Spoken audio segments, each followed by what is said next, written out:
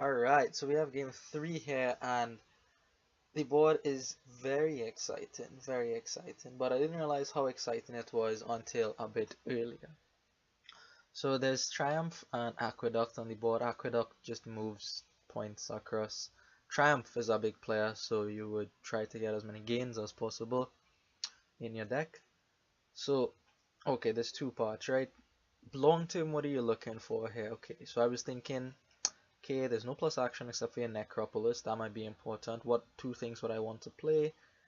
Perhaps a Soothsayer, so I could counterfeit my gold with the Soothsayer. That's a lot of money. And maybe my Mercenary. Um, do I want a Mercenary or should I get an Ambassador? So I thought about it and then I realized, look, Mercenary is probably better. One, it could get rid of estates and curses. The estates come from Triumph, the curses come from Soothsayer. Two, there's shelters on the board. Ambassador can't return those. And three, Mercenary is an attack, right? And especially with stables as your main source of draw on the board, that attack, the hand size attack, hurts a lot more than the Ambassador attacks, and then coppers at you. Stables doesn't really mind the coppers so much. So for that reason, I'm going to choose Double Urchin. My opponent also chooses Double Urchin. He collides right away, as do I here. He picks up a silver on his first three, right? I like to go Double Urchin if I do collide, or even if I don't collide, get a third Urchin. A couple Mercenaries in the deck is usually nice, and then usually it's a silver on turn 4 here, depending on the board, of course. It does look like a silver here for me. I want to get up to 5 to pick up Counterfeit or Stables, perhaps, depending. Smugglers for my opponent, so interesting there. He has a couple terminals now in his deck, and sometimes the Mercenary you just have to play it and draw blind. So not I didn't want the smugglers right away, although I can see its usefulness later on. So here I am gonna get attacked first with the Mercenary here. So my opponent is chugging along quite well at this point. I am gonna get rid of both junk cards from my hand and hope I don't see the Mercenary.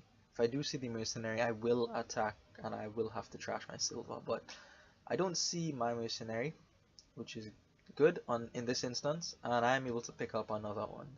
So a second silver for me here with the discard attacks going around.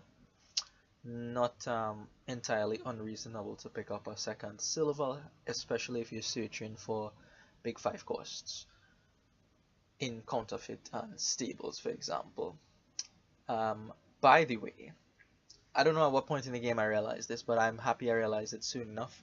Urchin there for me because I didn't want another Stables. I wanted to just cycle a little more. I felt like I had enough money to get the things that I wanted to get. Here's going to be a Stables for my opponent. I believe another Stables actually. So he has 2 of those. So he's looking in quite good shape here. More thin than I am. A couple more components now. So here I am going to get up to my $5 mark and pick up a Counterfeit. So I spoke in the beginning about using Counterfeit on gold from Soothsayer, right? However, oh, this is not the Counterfeit, I apologize. This is one Stables first to try to get the draw under control a little bit before I go for the Stables. Before I go for the Counterfeit, sorry.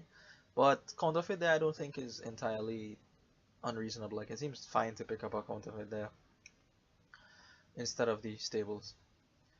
Right, so as I was saying, my initial thought was to use the Counterfeit on the gold. However, there is a much more attractive target for Counterfeit on the board, and some of you would have noticed it immediately and wondered why this idiot has not noticed yet, that you could use your Counterfeit on Capital. Beautiful, beautiful. It means you get around the debt disadvantage and you get a pile of money to play with. 13 and 3 buys. So much money.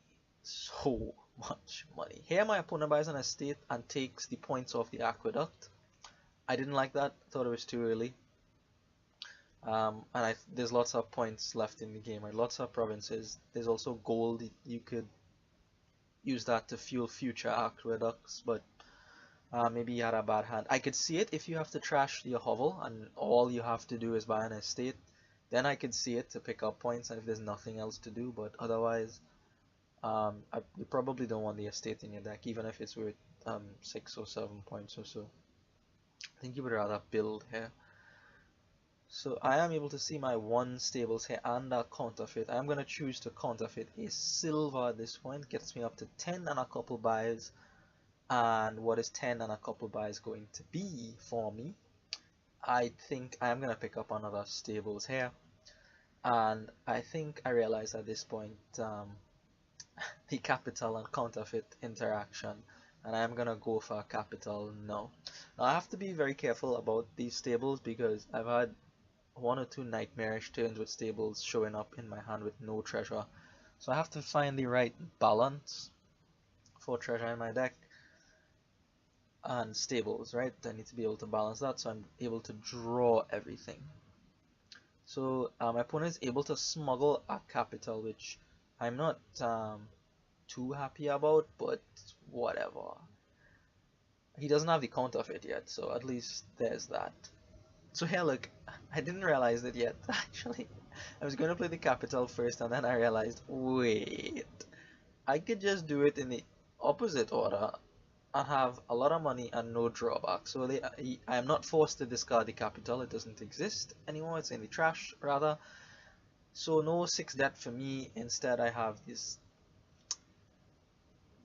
gross amount of coin to spend and no drawback whatsoever. So stables, counterfeit, capital, and as smugglers at this point now, I think I can make use of these smugglers now is why I go for it. I do have the Necropolis still, so perhaps Necropolis Mercenary, Necropolis Soothsayer could be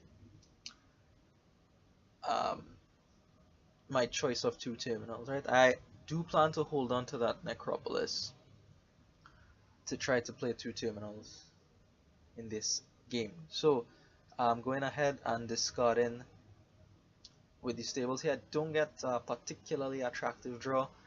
I don't turn in my Urchin there. I would much rather have that than the Mercenary at this point.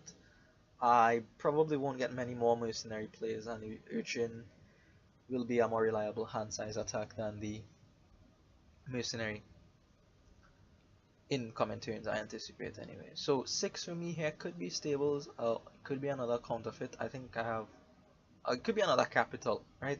Not really sure how to balance it. I do pick up another capital here. I do have the 2 counterfeits, so I want to ideally pair both counterfeits with both capitals as a game plan, right? And then just watch things explode.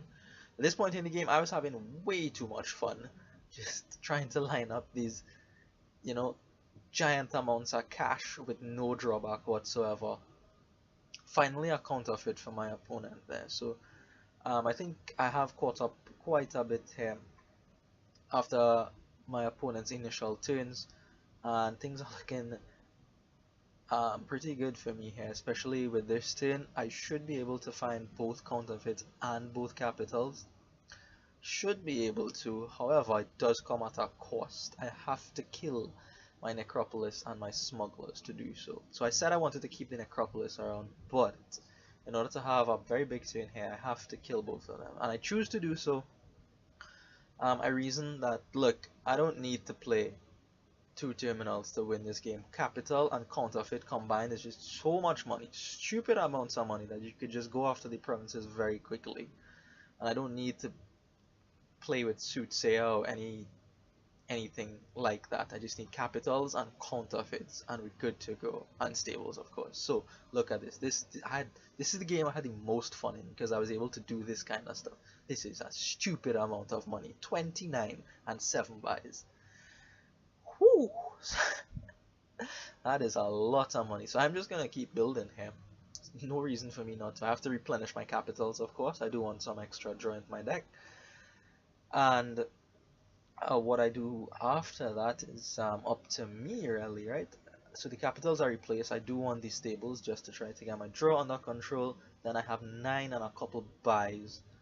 I choose to go for another capital, I believe.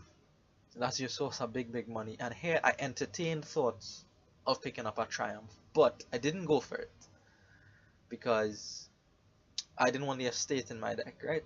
I thought it would just, might run into trouble if I include that junk card into my deck. Silver was the next viable option, and I went for that. But the Triumph there is actually a reasonable play because in all my merriment, I hadn't realized that the piles were this thin and I need to start scoring points. Because my opponent's deck isn't terrible. He's gonna get things himself and run the piles. Look, there goes our capital. He does put himself into debt a little bit, but whatever. He'll get out of it for sure with Counterfeit and Capital. So I do discard my Urchin there and choose just to keep the Capital and the Counterfeit in hand. I figure the Urchin wouldn't draw me anything useful. And now I realize the point situation I'm in, so I go for a Province. I would rather not get something that my opponent could smuggle, but I still go for the Capital here, just trying to, make sure I have nice explosive turns lined up in the back to give my opponent something to think about. Obviously in retrospect, you know everything, right? This wasn't a good play to pick up the Capital because it opens up a pile out for my opponent, which he seizes. And actually, as it turns out, had I drawn with that Urchin, I would have probably drawn the deck and had another turn where I had $29 and 7 buys or something. So yeah, discarding the Urchin there was kind of questionable, and it came back to haunt me. And my opponent actually manages to find everything he needs to finish out the game. So Smugglers for that, and Counterfeit Capital to get the last 2 stables, and the Urchin. His Aqueduct points actually bring him home. So that's game 3 for you. I'll leave some comments here if you like, and thanks for watching.